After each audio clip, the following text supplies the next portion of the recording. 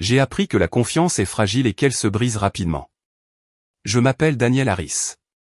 J'ai 46 ans, je suis ingénieur logiciel et j'ai passé 2 décennies à créer des codes qui ne mentent jamais, ne trichent jamais et ne trahissent jamais. Les chiffres ne trompent pas. La logique ne manipule pas. Dans mon monde d'algorithmes et de structures de données, tout fonctionne exactement comme programmé. C'est peut-être pour cela que je n'ai rien vu venir. Émilie et moi nous sommes rencontrés quand j'avais 25 ans, tout juste sorti de l'université avec une offre d'emploi d'une start-up technologique qui promettait des stock options et de longues heures de travail. Elle travaillait dans le café en face de mon bureau, vibrante, spontanée, tout ce que je n'étais pas. Là où je calculais, elle improvisait. Là où je planifiais, elle rêvait. Nous nous équilibrions, ou du moins c'est ce que j'ai cru pendant 20 ans. Notre maison de banlieue à Westchester reflétait notre vie commune, stable, confortable, prévisible. Je faisais des semaines de 60 heures pour maintenir des systèmes d'entreprise tandis qu'Émilie gérait notre foyer. Elle avait abandonné sa carrière artistique des années auparavant pour se concentrer sur nous, disait-elle. Je subvenais largement à nos besoins, salaire à 6 chiffres, primes, sécurité. Elle ne manquait de rien. Les cambriolages ont commencé il y a 3 mois. Les Johnson, à 2 rues de là, sont rentrés chez eux pour trouver leurs pièces saccagées. Les Patel ont perdu des bijoux transmis de génération en génération. Notre groupe WhatsApp de quartier bourdonnait de paranoïa et de recommandations de sociétés de sécurité. Je n'ai engagé personne. Pourquoi payer pour une installation alors que je pouvais faire mieux moi-même? J'ai passé un week-end à équiper notre maison de caméras dernier cri. Salon, cuisine, couloir, chambre d'amis, et même notre suite parentale. Toutes connectées à un stockage sur le cloud, toutes accessibles depuis mon téléphone. Haute définition, vision nocturne, activation par le mouvement. Chérie, tu ne trouves pas que c'est un peu excessif, avait demandé Émilie en me regardant monter le discret dôme noir dans le coin de notre chambre. Mieux vaut prévenir que guérir, avais-je répondu en testant l'angle sur mon téléphone.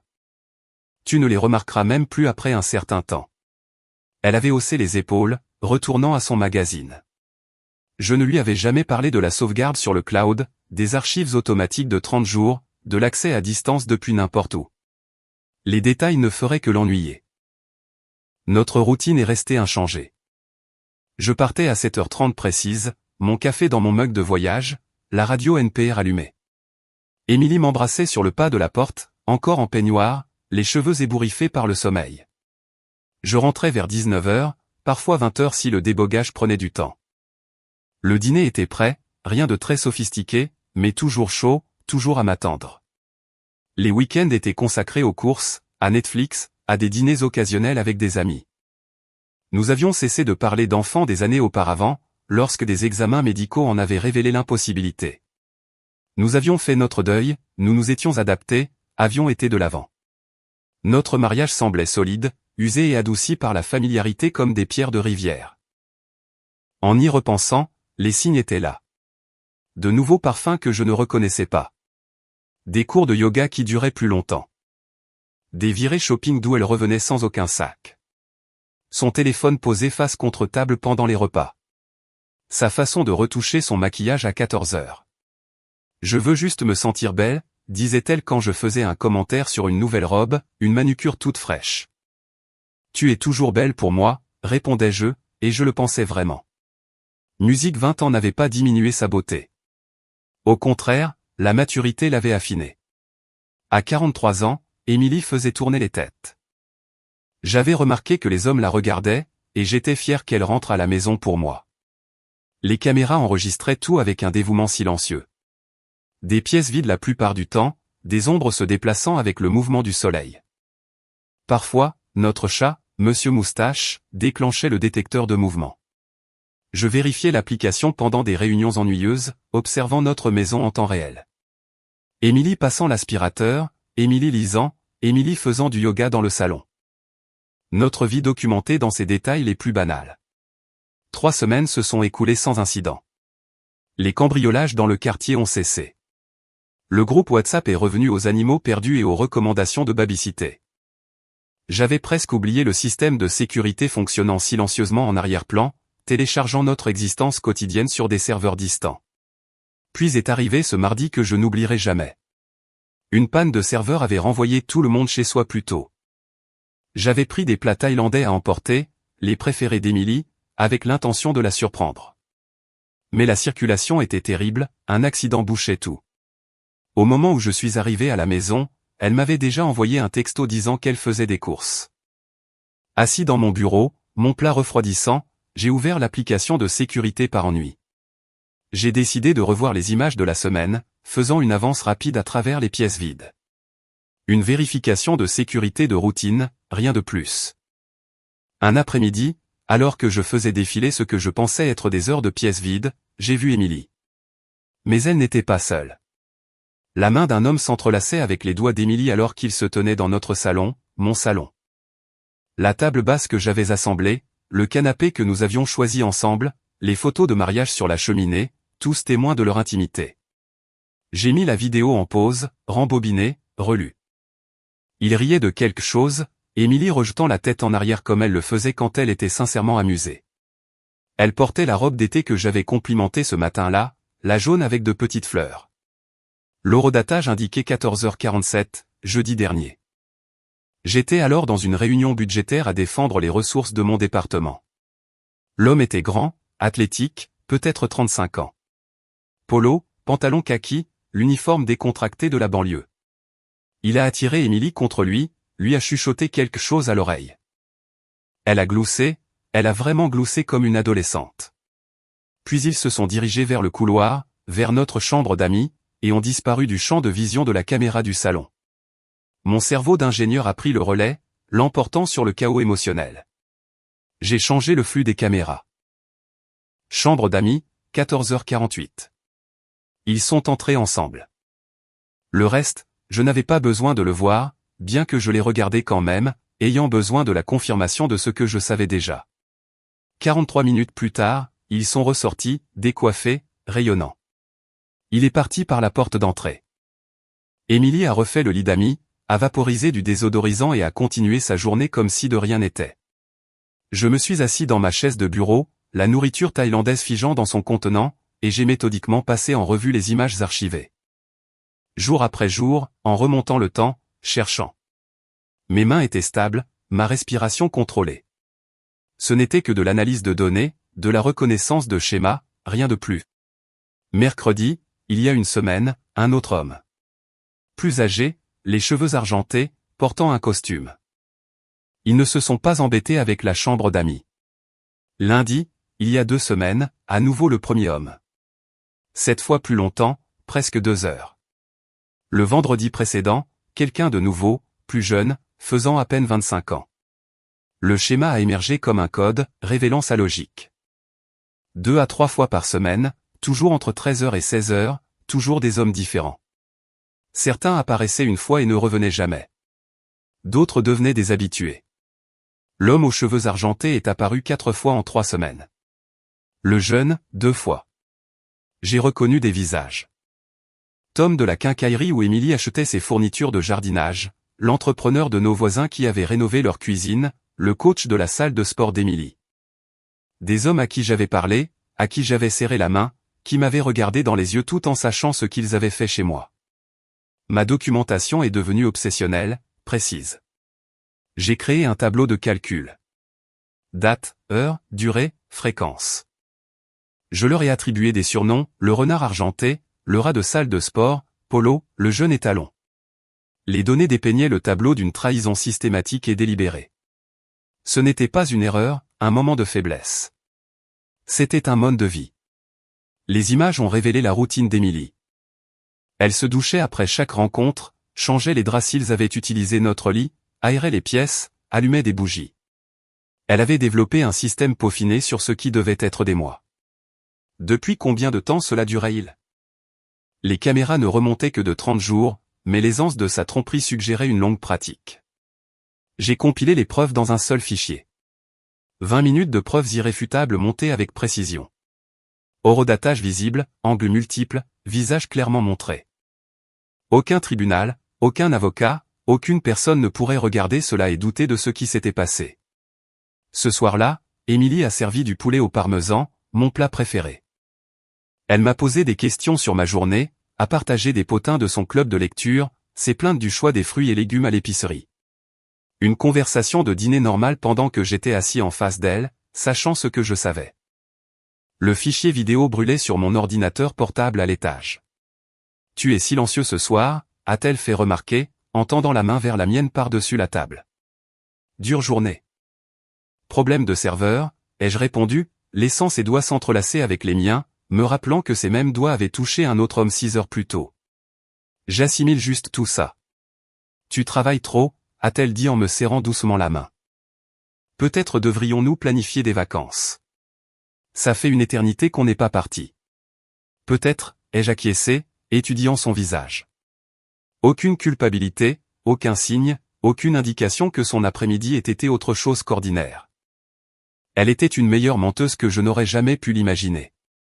Cette nuit-là, elle s'est blottie contre moi dans le lit, sa respiration s'approfondissant finalement pour faire place au sommeil.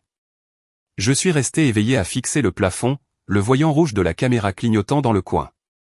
Elle avait exécuté cette même chorégraphie domestique après chaque trahison. Combien de nuits l'avais-je tenue dans mes bras, ignorant ce que ses mains avaient fait, où ce corps avait été. Mon téléphone brillait à côté du lit. Un tapotement me montrerait le flux en direct, un autre ouvrirait les enregistrements d'aujourd'hui. Je me demandais si elle avait été avec quelqu'un pendant que j'étais coincé dans les embouteillages. Si c'était pour cela qu'elle m'avait envoyé un texto pour me parler de course. L'envie de vérifier était écrasante, mais j'ai résisté. J'avais assez de preuves. Ce dont j'avais besoin maintenant, c'était d'un plan. Émilie a murmuré dans son sommeil, se pressant plus près de moi. 20 ans de mariage réduit à 20 minutes de vidéo. Elle avait fait son choix à plusieurs reprises, délibérément, avec enthousiasme. Maintenant, c'était l'heure du mien. Je n'ai pas crié. Je n'ai rien cassé. Au lieu de cela, j'ai pris mon téléphone et j'ai appelé quelqu'un qui m'aiderait à l'enterrer légalement. Le cabinet d'avocats de Dylan Murphy occupait le dernier étage d'un gratte-ciel étincelant du centre-ville, tout en vert et en angle vif. Il était spécialisé dans les divorces à fort patrimoine, du genre où les millions circulent et les réputations s'effondrent.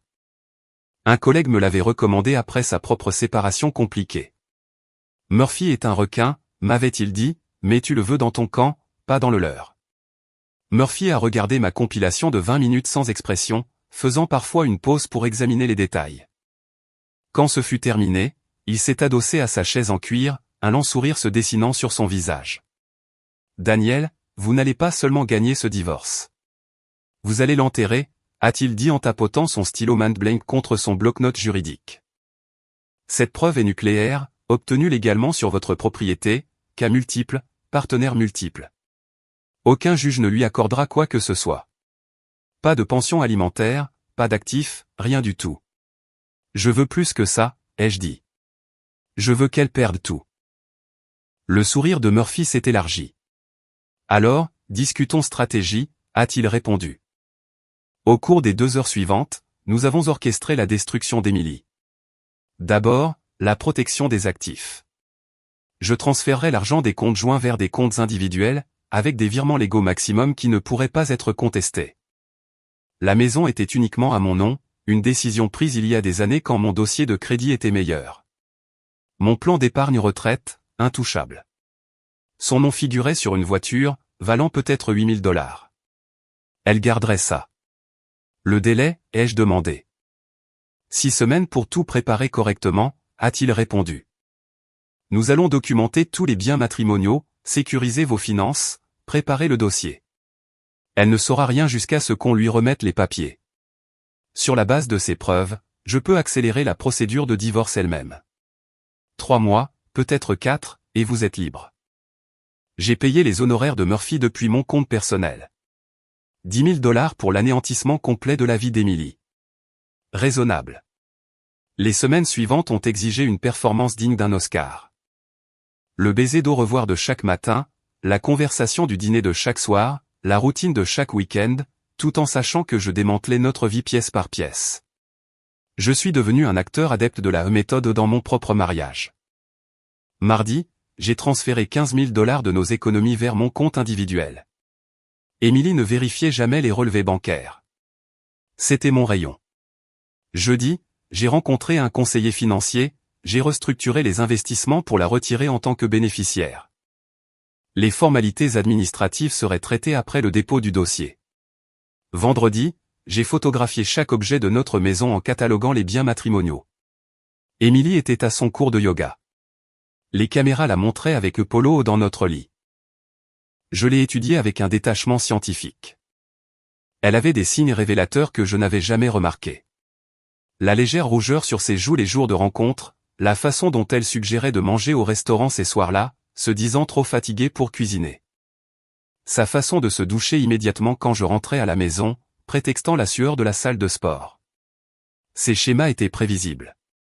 Les lundis et jeudis, c'était le renard argenté. Les mardis pouvaient être le rat de salle de sport ou quelqu'un de nouveau. Les vendredis étaient des jokers. Elle les gardait tous séparés, gérait leurs emplois du temps comme une petite entreprise. Je me demandais si elle avait aussi un tableau de calcul. Si nous documentions tous les deux secrètement la réalité de notre mariage. Le plus étrange était l'intimité de la tromperie. Nous faisions l'amour moins fréquemment qu'avant, mais quand même. Et je savais qu'elle avait été avec quelqu'un d'autre quelques heures plus tôt. Elle gémissait mon nom en pensant probablement à eux. Je ne ressentais rien. Mon corps s'exécutait pendant que mon esprit calculait les ajustements du calendrier d'exécution. Tu sembles distant ces derniers temps, a mentionné Émilie au petit déjeuner du samedi. Tout va bien? Gros projet au travail, ai-je répondu en étalant de la confiture sur un toast. Contrat gouvernemental, beaucoup de pression. Mon pauvre chéri, a-t-elle roucoulé en me frottant l'épaule. Quand ce sera fini, on devrait fêter ça. Peut-être ce voyage dont on avait parlé? Bien sûr, ai-je acquiescé, sachant qu'elle ne ferait jamais ce voyage. J'ai découvert sa carte de crédit cachée grâce à nos papiers d'assurance. Les relevés étaient envoyés à une boîte postale que j'ai tracée. Achat de lingerie, frais d'hôtel, notes de restaurant pour deux. Elle finançait ses liaisons avec des avances de fonds sur notre avenir commun.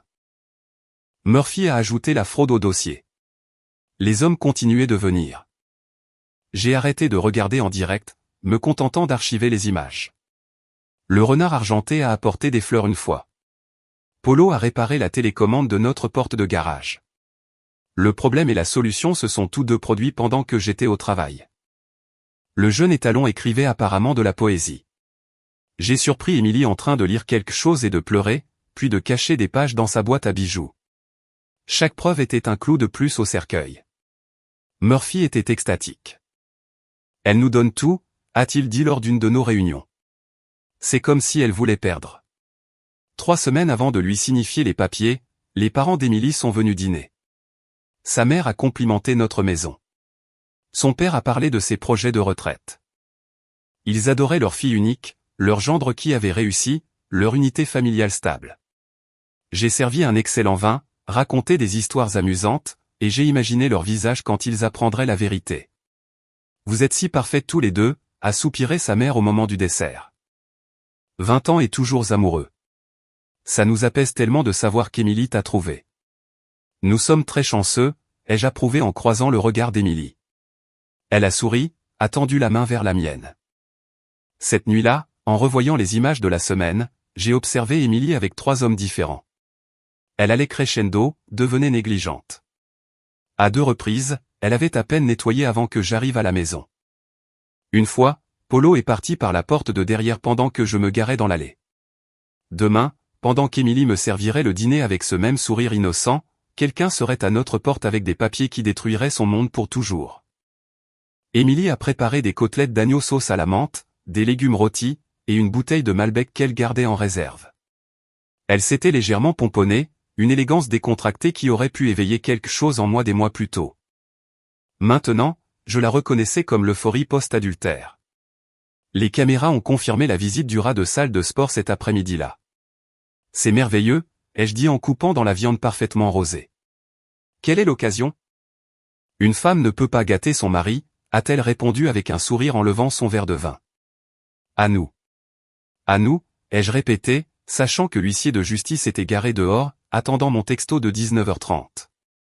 Nous avons discuté des projets du week-end. Elle voulait visiter le marché de producteurs locaux, peut-être aller voir un film.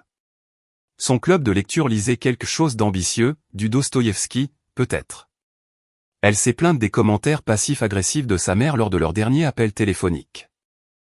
Une conversation normale du vendredi soir entre un mari et sa femme de 20 ans. À 19h27, je me suis excusé pour aller aux toilettes et j'ai envoyé le texto. Puis, la sonnette a retenti à 19h31. J'y vais, a crié Émilie, s'attendant probablement à une livraison Amazon. Je me suis tenu dans le couloir, la regardant ouvrir la porte. L'huissier était professionnel, d'apparence quelconque. « Êtes-vous Émilie Harris ?» a-t-il demandé. « Oui », a-t-elle répondu. « Vous avez été assigné ?» a-t-il dit en lui tendant l'enveloppe. Il s'est retourné et est parti. Émilie est restée figée sur le pas de la porte, fixant les papiers. J'ai vu la confusion se transformer en inquiétude, puis en choc à mesure qu'elle lisait. Elle s'est tournée lentement, me trouvant en train de l'observer depuis le couloir. « Daniel, qu'est-ce que c'est que ça ?» a-t-elle demandé. « Des papiers de divorce », ai-je dit calmement.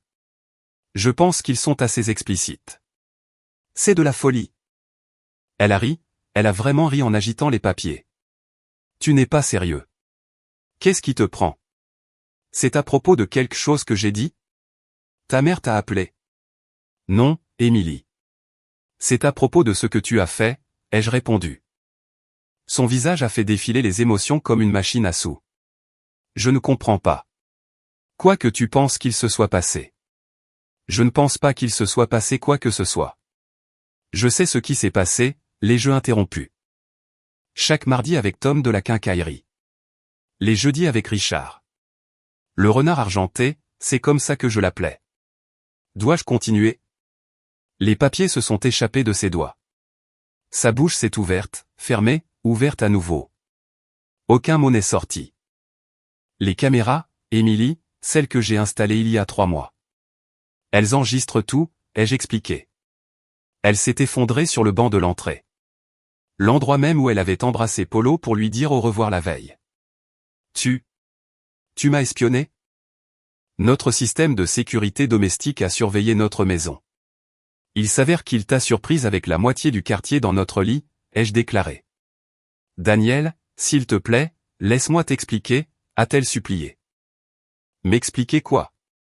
Quel effet fait la langue de Tom ? Comment Richard t'apporte des fleurs ? Comment ce garçon, qui ne peut pas avoir plus de 25 ans, t'écrit des poèmes ? J'ai 20 minutes d'images compilées. Voudrais-tu les voir, ai-je demandé. Elle pleurait maintenant, son mascara coulant en rivière noire. Ça ne voulait rien dire. Je me sentais seul. Tu travailles tout le temps. Donc, tu planifiais tes liaisons comme des réunions d'affaires, 2 à 3 fois par semaine, très efficaces, ai-je fait remarquer. Ce n'est pas ce que tu crois, a-t-elle commencé. C'est exactement ce que je crois. C'est ce que je sais. C'est ce que je peux prouver au tribunal avec des vidéos haute définition horodatées, ai-je dit. Son téléphone a sonné. Sa mère. Émilie l'a attrapé désespérément. Maman ? Maman, Daniel a perdu la tête. Il demande le divorce pour des riens. Il faut que tu viennes. Amène papa, s'il te plaît. Je l'ai laissé raconter son histoire, j'ai laissé ses parents promettre d'accourir, je l'ai laissé croire qu'elle pourrait sauver quelque chose. Elle s'est effondrée sur notre canapé, sanglotant théâtralement. Répétant déjà son rôle de victime. Ses parents sont arrivés en 40 minutes. Le visage de son père était rouge de colère. Sa mère s'agrippait à son sac à main comme à une arme. Daniel Harris, a commencé son père, qu'est-ce que vous croyez faire à notre fille, bon sang ? Je vous en prie, entrez, ai-je dit aimablement. Souhaitez-vous voir pourquoi je divorce d'Émilie ? Nous n'avons besoin de rien voir, a lancé sa mère. Quel que soit l'affront imaginaire que vous ayez inventé. J'avais connecté mon ordinateur portable à la télévision du salon. Juste 5 minutes de votre temps, ai-je demandé. La vidéo a commencé.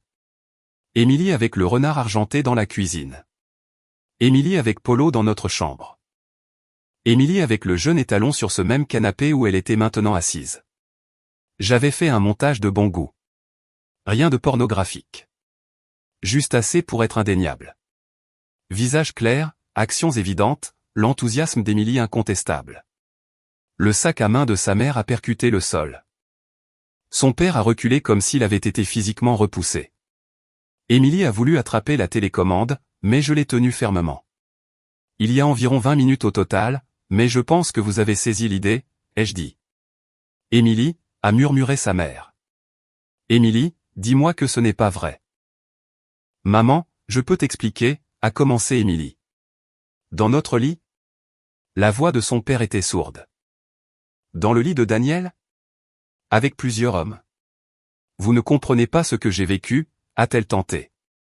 Nous partons, a annoncé son père en prenant le bras de sa mère. Daniel, Nous. Je suis désolé. Nous ne savions pas. S'il vous plaît, ne partez pas, Émilie a tendu les mains vers eux. S'il vous plaît, je suis votre fille.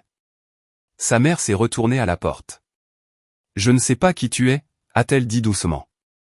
Ils ont laissé Émilie sanglotant sur le sol, son monde soigneusement construit s'étant effondré. Elle a levé les yeux vers moi, le visage strié de mascara, désespéré. Daniel, s'il te plaît. 20 ans. Ça ne veut rien dire, a-t-elle supplié. Ça signifiait tout pour moi. Apparemment, ça ne signifiait rien pour toi, ai-je répondu. Où vais-je aller? Je n'ai rien, a-t-elle pleuré. Ce n'est plus mon problème, ai-je répondu. Tu ne peux pas me jeter dehors comme ça, a-t-elle protesté. En fait, si, je peux. La maison est à mon nom. L'avocat a expliqué tes options. Tu peux partir volontairement ce soir ou le shérif t'escortera dehors lundi, ai-je déclaré. Elle s'est levée en tremblant, tentant une dernière manipulation. Je vais dire à tout le monde que tu m'as espionné. Tu es un pervers qui m'a filmé en secret. Dis-le à qui tu veux. Je leur montrerai les images. On verra bien qui ils trouveront pire, l'homme qui a installé des caméras de sécurité dans sa propre maison, ou la femme qui en a fait un bordel, ai-je rétorqué. Ça l'a brisée complètement. Elle s'est effondrée à nouveau, cette fois authentiquement détruite. 20 années se sont terminées avec elle, rassemblant ses vêtements dans des sacs poubelles, pendant que je la regardais depuis l'encadrement de la porte. Elle est partie sans un mot de plus, sa voiture s'éloignant dans la nuit. 6 mois plus tard, je me tiens dans ma cuisine, juste ma cuisine maintenant, préparant mon café du matin dans une paix absolue. La maison semble différente sans la présence d'Émilie. Plus propre, d'une certaine façon, comme lorsqu'on ouvre les fenêtres après une maladie. Le divorce a été finalisé en 3 mois. Murphy avait raison, Émilie n'a rien eu. Pas de pension alimentaire, pas d'accord financier, juste sa Honda de 8 000 $ et les vêtements qu'elle avait emballés cette nuit-là. Elle a essayé de se battre au début, a engagé un avocat avec de l'argent emprunté quelque part, mais quand ils ont vu les preuves, ils lui ont conseillé d'accepter l'offre de Murphy, un divorce rapide et discret où la vidéo resterait privée. Elle n'a pas accepté l'offre tout de suite, elle a essayé de négocier. Murphy a répondu en suggérant que nous pourrions rendre les images publiques par le biais du dossier judiciaire. Elle a signé dans les heures qui ont suivi. Le quartier est au courant, bien sûr. Les secrets ne durent pas en banlieue. Émilie est devenue l'histoire édifiante que l'on murmure dans les clubs de lecture et les barbecues. Tom de la quincaillerie a été muté dans un autre magasin. Richard, le renard argenté, a démissionné du conseil d'administration du country club. Le jeune poète a complètement disparu. Aucun d'entre eux ne reconnaît plus son existence. Elle est radioactive, intouchable. Ses parents ont coupé tout contact. Sa mère m'a envoyé une carte de Noël pour s'excuser encore, disant qu'il ne pouvait pas pardonner ce qu'Émilie avait fait. Son père m'a croisé à l'épicerie, m'a serré la main et m'a dit que j'étais toujours le fils qu'ils auraient souhaité avoir. Le nom d'Émilie n'a pas été prononcé. Aux dernières nouvelles, par l'intermédiaire du réseau de commérage de la banlieue, elle habitait chez un cousin dans le New Jersey, travaillait dans la vente au détail et vivait dans un studio. Elle a essayé de reprendre contact avec d'anciens amis, mais 20 minutes de vidéo avaient empoisonné tous les puits. Certains l'ont qualifiée d'accro, d'autres simplement de. Personne ne l'a appelée amie. J'ai gardé les caméras de sécurité, mais je les vérifie rarement maintenant. Elles enregistrent des pièces vides, un homme vivant seul, se reconstruisant. J'ai eu des propositions. Des femmes qui ont entendu mon histoire et pensent que j'ai besoin d'être sauvé, mais je ne suis pas prêt. Peut-être un jour. Pour l'instant, la solitude ressemble à la liberté. La maison est à moi. Chaque paiement hypothécaire que j'avais fait seul sans trop valider. Mes comptes de retraite restent intacts, augmentant en vue d'un avenir qui m'appartient entièrement. La protection des actifs d'avant-divorce que Murphy a orchestrée a sauvé tout ce que j'avais mis 20 ans à construire. Parfois, je me demande si Emily pense aux caméras qui enregistrent toujours. Si elle m'imagine en train de la regarder où qu'elle soit maintenant, elle se dit probablement que j'étais contrôlant, abusif, et qu'elle a été poussée à avoir des liaisons. Les gens ont besoin de récits qui font d'eux des héros, pas des méchants. Mais j'ai la vérité archivée dans une clarté numérique parfaite. 20 minutes qui ont révélé 20 ans de tromperie. Elle se croyait maligne en gérant son emploi du temps minutieux, son casting tournant, ses tromperies élaborées. Elle a oublié que la caméra ne ment jamais. Et voilà, nous sommes arrivés à la fin de l'histoire d'aujourd'hui. Était-ce ce à quoi vous vous attendiez, ou y a-t-il eu un rebondissement que vous n'avez pas vu venir? Je suis curieux de connaître votre avis. Partagez-le dans les commentaires ci-dessous et lançons la discussion. Si cette histoire vous a tenu en haleine, n'oubliez pas de cliquer sur le bouton j'aime. Et si vous êtes nouveau ici ou que vous ne vous êtes pas encore abonné, c'est le moment idéal pour rejoindre notre communauté. Je vous propose chaque jour de nouvelles histoires captivantes. Alors, cliquez sur le bouton s'abonner et activez les notifications pour ne rien rater. Merci d'avoir regardé et à la prochaine.